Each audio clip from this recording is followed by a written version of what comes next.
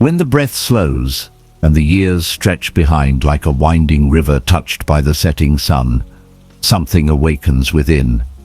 It is not regret, not longing, but a subtle call, a whisper of the soul that asks, have you truly lived, not merely survived, not merely achieved, but truly lived? With clarity, with peace, with purpose. At 60, the illusions that once captivated the heart begin to dissolve. Youthful ambition, competition, status, all begin to lose their weight. And in their place, a quiet stillness offers itself. This is not an ending. No, this is an invitation. An invitation to walk the path the Buddha spoke of, not as theory, not as scripture, but as a living truth that you now have the courage and space to embody. The Buddha never asked us to worship him.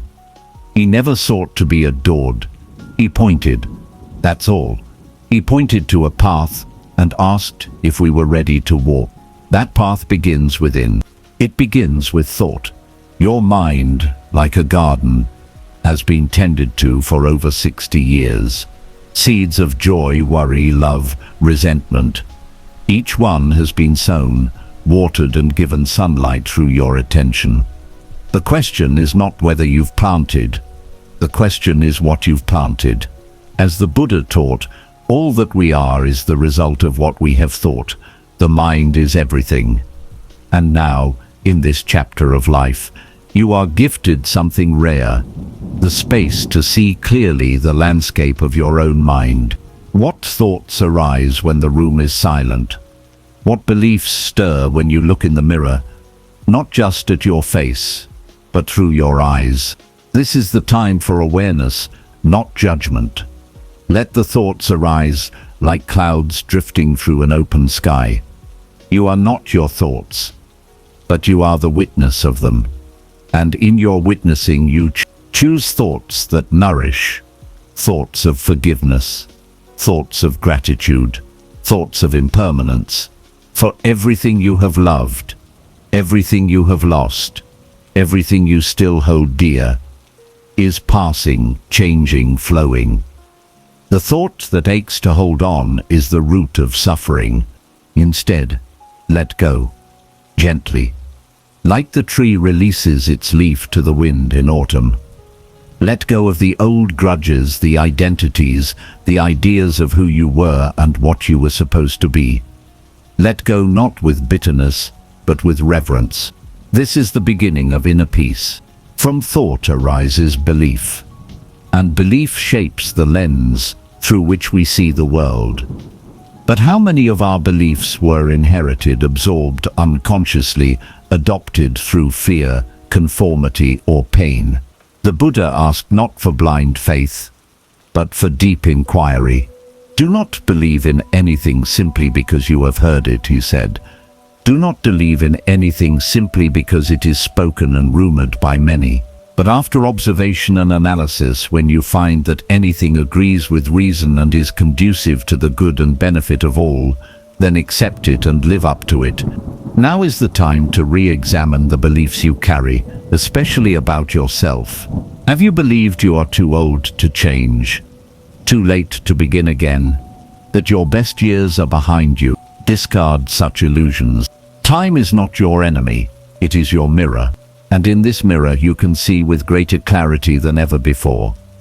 You can see that your worth is not measured in youth or productivity, but in presence, in wisdom, in compassion, in the ability to sit with what is, without resistance. Let your beliefs align with truth, not convenience, not comfort, truth.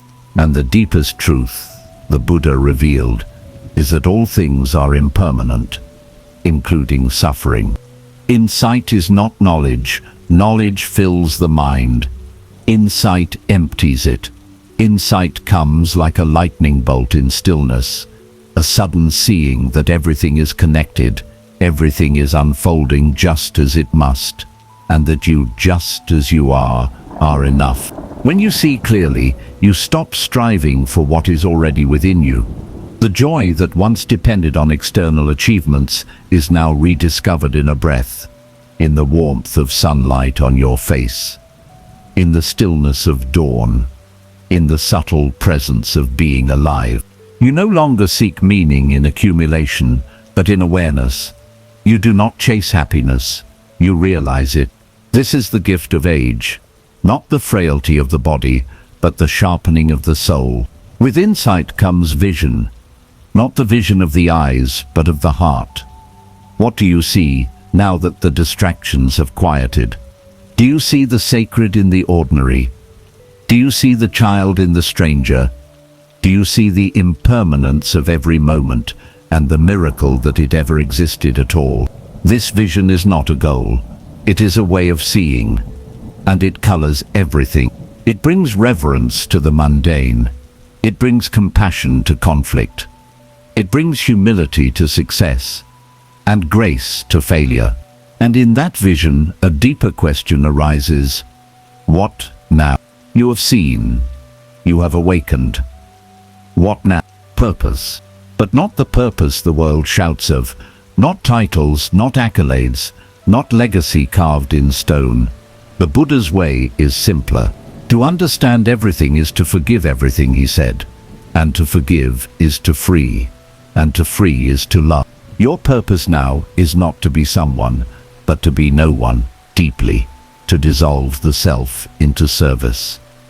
To let your remaining years be a blessing, not through grand gestures, but through silent presence. When you listen to someone without judgment, you fulfill your purpose. When you offer kindness to one who least expects it, you fulfill your purpose. When you live each moment with a gentle awareness of its fleeting beauty, you fulfill your purpose. There is nothing more to seek, only more to see. And from purpose comes discipline. Not as rigidity, but as devotion. You wake with the sun not because you must, but because you can. You meditate not to impress, but to return. You speak gently not to seem kind, but because it is the only way that aligns with your inner truth. Discipline becomes grace in motion. It is the art of aligning your outer life with your inner wisdom. You no longer waste time, not because time is scarce, but because it is sacred. Every action becomes a prayer. Every breath becomes a bow. Every word becomes a seed. Discipline is love expressed through consistency. And love, when given freely, always returns. And now that you have arrived, not at a destination, but at a state of being, you begin to see your life, not as a straight line, but as a mandala. Every moment, every choice, every person, every sorrow, every joy, all part of a great, intricate pattern, a sacred design whose meaning was never in the individual strokes, but in the wholeness they created. You see the failures and bless them. You see the heartbreaks and thank them. You see the missed chances and release them. Because now you understand nothing was wasted. The Buddha said, as a flower that does not wither, even though it blooms and fades, so too does a life lived with mindfulness leave behind no regret. You may not have known then, but your pain carved space for wisdom. Your longing trained your eyes to see beauty. Your doubts taught you to listen deeper. And in this seeing, a new kind of trust arises. Not belief in doctrine, not reliance on external assurances, but a profound trust in the unfolding of your own path. You no longer need everything to make sense. You no longer demand certainty. You do not ask the universe, why me, but rather, what? This is maturity of spirit, the flowering of patience and surrender. You live the questions now. You sit beside mystery. And in that space, something miraculous happens. You become a refuge, a safe place for others, not because you have all the answers, but because you are not afraid of their questions. You become like the Buddha under the Bodhi tree, unmoving, grounded, available. Others may weep in your presence. Others may fall silent in your presence. Let them. Others may remember who they truly are in your presence. This is your quiet gift. And yet even as you serve others, you continue to nourish your own path. You sit each morning, not out of obligation, but out of love. You walk slowly, breathing with the trees. You notice the small joys, the way the sunlight flickers through the blinds, the sound of distant laughter, the weight of your hands resting on your lap. You do not need more. You see more. And as you see, you remember. You remember the teachings that have followed you through the years, sometimes in whispers, sometimes as thunder. The Four Noble Truths, not as concepts, but as companions. You have known suffering. You have seen its causes. You have glimpsed the possibility of its end. And you have walked the path, not perfectly, but earnestly. And that is enough. The Eightfold Path has woven itself into your days, into how you think, how you speak, how you act, how you live. It is not a checklist. It is your way of being. Your speech has become gentler. Your effort has become steadier. Your concentration has deepened. Your understanding has ripened. And through it all, one thing remains. Presence is your practice now, not performance. Not mastery, just presence. To be here fully, tenderly, completely, not looking back with regret, not reaching forward with fear. Just this breath, this moment, this miracle. And what a miracle it is to have come this far, to have seen so much, to have endured and still be soft, to have aged and still be radiant, to have lost and still be loving. This is not the twilight of your life. This is its gold. This is the alchemy of awakening, where time no longer rushes, but expands, where silence no longer frightens, but enfolds, where you finally are no longer trying to become because you already are. You are not the thought. You are not the body. You are not even the name. You are the awareness behind it all, spacious, clear, luminous. And when the time comes, as it will for all of us, to take the final breath, you will not cling. You will not fear. You will not grasp. You will smile, because you will know you lived. Not just existed, lived. You will have forgiven. You will have blessed. You will have bowed to the mystery, and the world will be better, simply because you walked through it with open eyes and an open heart. So let these years be your deepest meditation. Let each day be your final prayer. Let your life be your teaching, not Sunday. Now, from the soil of discipline grows action, but not the restless action of ambition, the wise, deliberate action of presence. In the Buddha's path, right action is one of the steps of the Noble Eightfold Path. And it does not begin with doing, it begins with being. Before your hands move, the heart must be clear. Before your voice speaks, the mind must be still. The elderly years are not a pause, they are a platform. You now carry the clarity that youth rarely grants, the understanding that every act, no matter how small, ripples into the fabric of the world. A gentle smile to the weary stranger, a word of encouragement to a trembling soul, a simple cup of tea prepared with mindfulness. These are not minor things, they are threads of karma, actions done with awareness, which purify the heart. When you act without seeking reward, without clinging to the fruits, without needing validation, your actions become sacred. The Buddha taught us not to act from craving, but from compassion. So let this chapter of your life be one of sacred doing, not out of obligation, but from the natural overflow of inner peace. It is never too late to serve. It is never too late to mend. It is never too late to begin again. And as your actions align with awareness, something blossoms within that cannot be manufactured: gratitude. Gratitude is not a feeling. It is a way of seeing. It is not reserved for special moments. It is the recognition that every moment is special. At 60 and beyond, you are invited to witness the miracles that were once invisible. The hands that still move are a blessing. The breath that still flows is a miracle. The memories that live within you, joy or sorrow, are sacred imprints of a life felt fully. Gratitude does not wait for perfection. It bows to imperfection and calls it enough. When you wake and your bones ache, you smile, for you woke. When you forget a name but remember a face, you smile, for the connection remains. When the rain falls on your windows and you simply sit and listen, you smile, for there is nothing to do and nowhere to be. But here, gratitude softens the ego. It dissolves the illusion that life owes us anything. It shows us that every heartbeat is a gift, not a guarantee. And when you live with gratitude, your heart becomes like a vast lake, still, deep and able to reflect the sky even in storm. From gratitude, something even more profound emerges: adaptability. For what is life, if not constant change? The body shifts, the roles shift, loved ones come and go, dreams evolve or dissolve, and in the midst of it all, the one who resists suffers, while the one who flows. Adaptability is not weakness, it is wisdom.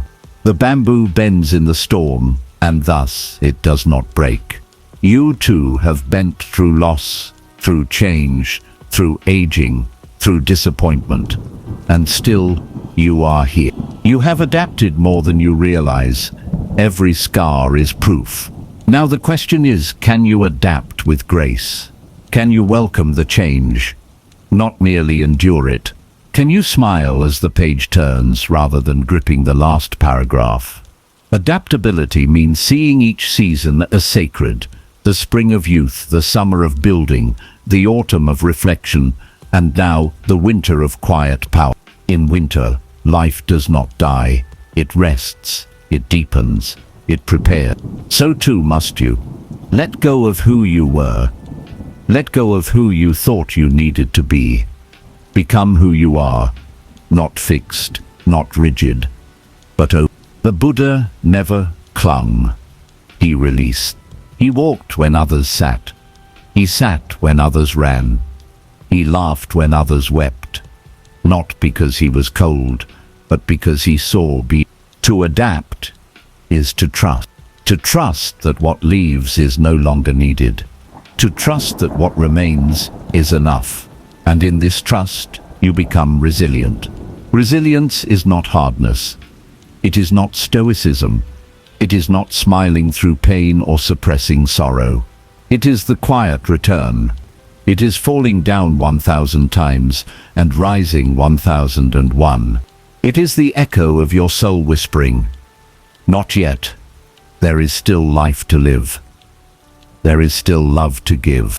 The Buddha faced death, disease, betrayal, hunger, and loss, and yet he did not close his heart. He opened it wider. So must we. You are not fragile.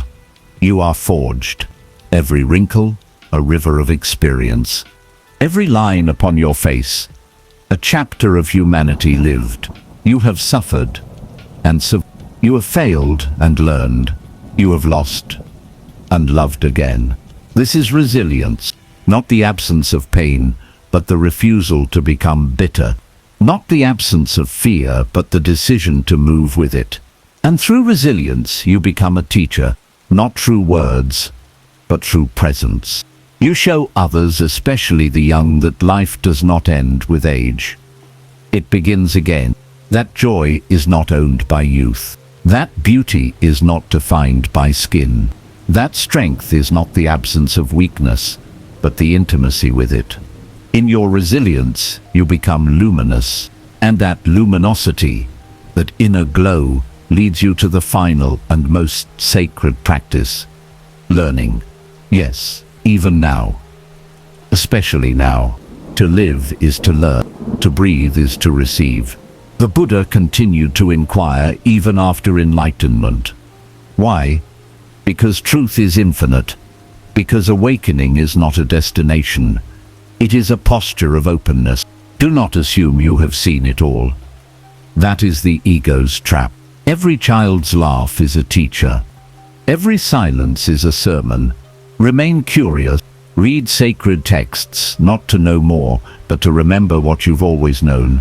Sit with others not to teach, but to receive. Walk slowly. Touch gently. Ask questions. For as long as you are alive, the universe is still speaking. And when you listen with your whole being, not just your ears, you hear the truth behind all words. You are not too late.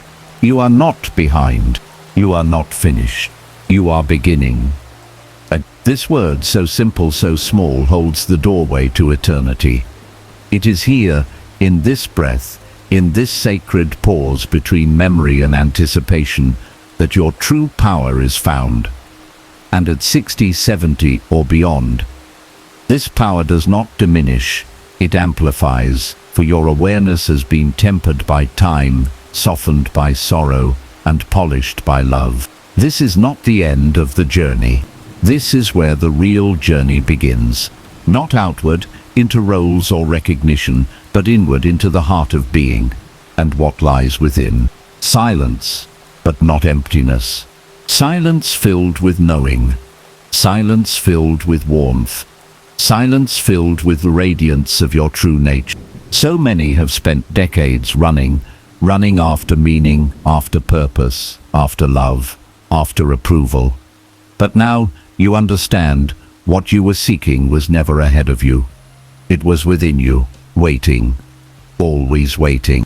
It waited patiently through the noise, through the striving, through the heartbreak. And now, as the world slows, as the outer layers begin to peel away, it reveals your true nature, the unshaken, the undisturbed, the unborn, the undying, the part of you that was never touched by success or failure, praise or blame, youth or age. The part of you that watches, gently, eternally, with eyes of infinite compassion. You do not need to be remembered to have lived well. You do not need to be praised to be valuable. You do not need to be seen to be whole. The Buddha did not leave behind possessions. He left behind a way of seeing, of breathing, of being.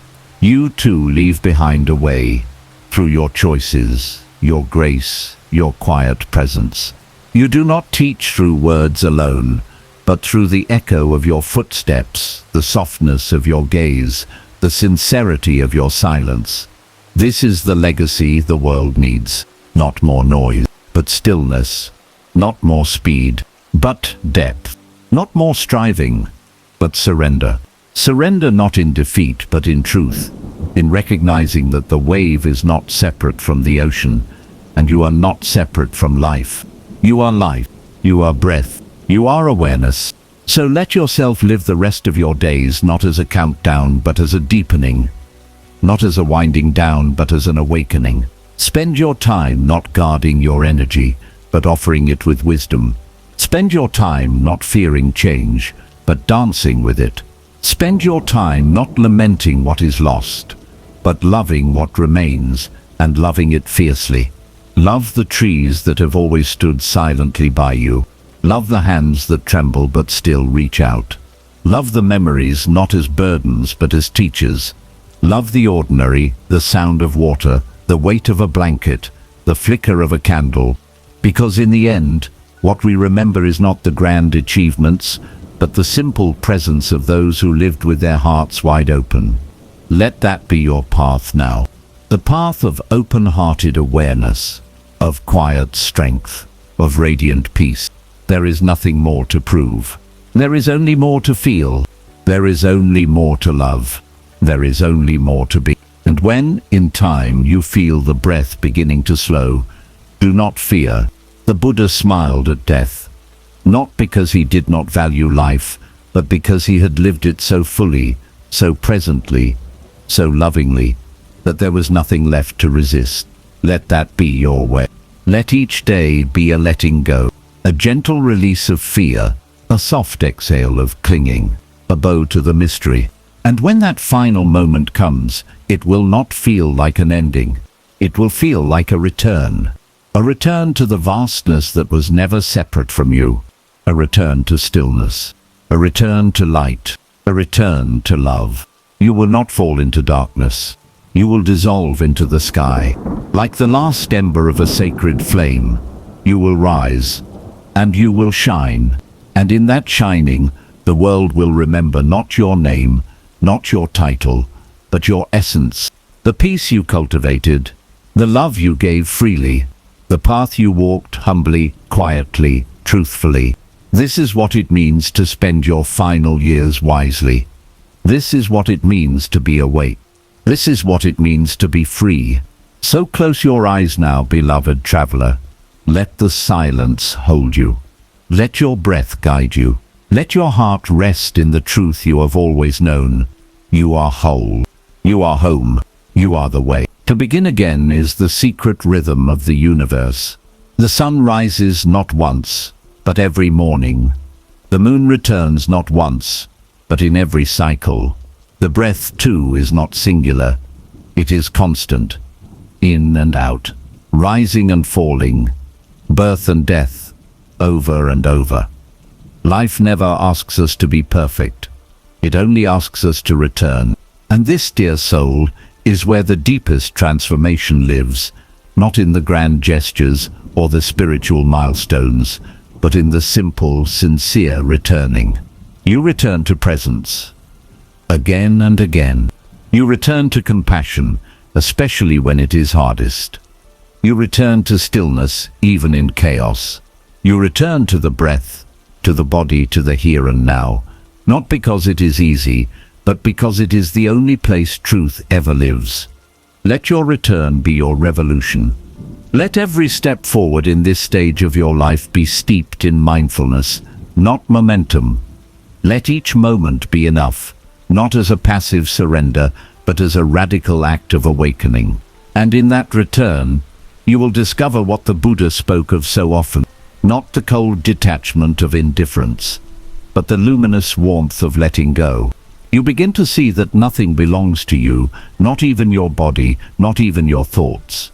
All things arise and pass away, and the more you try to grasp them, the more they slip through your fingers, like sand.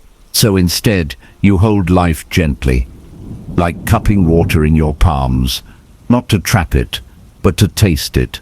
Your children, they are not yours. They are travelers, like you. Your possessions, they are not safety. They are tools, not trophies.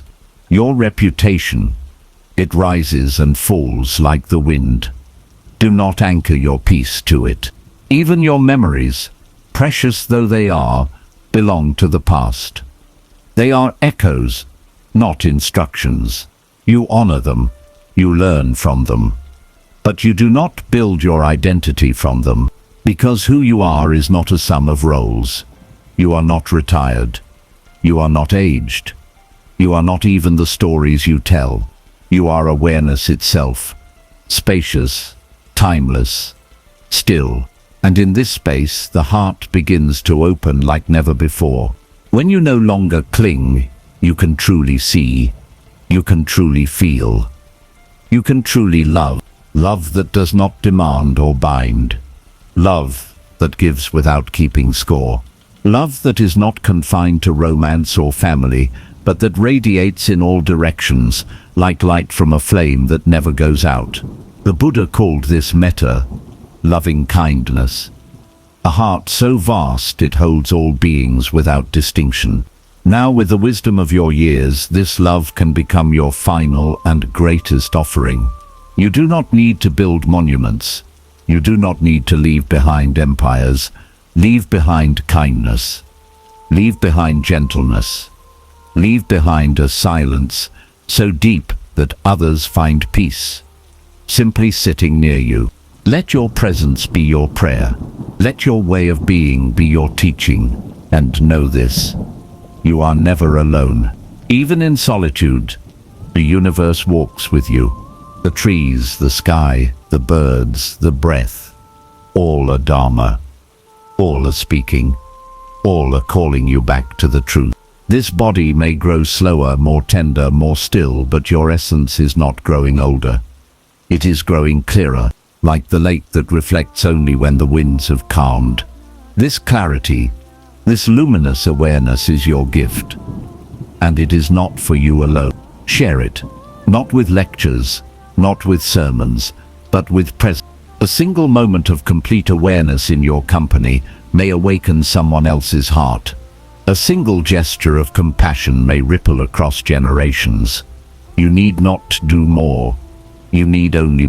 From this stillness, a quiet joy begins to rise. A joy not based on circumstance, but on realization. Realization that you have always been enough.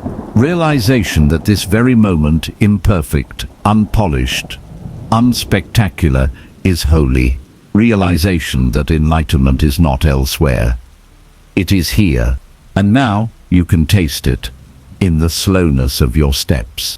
In the rhythm of your breath. In the depth of there is nothing missing. There never was. Let this joy settle into your bones. Let it carry you through the ordinary days, not as a performance, but as a quiet revolution. This joy does not need to be loud. It needs only to be real, and in this joy, you meet the deepest peace. Peace that is not the absence of pain, but the presence of acceptance.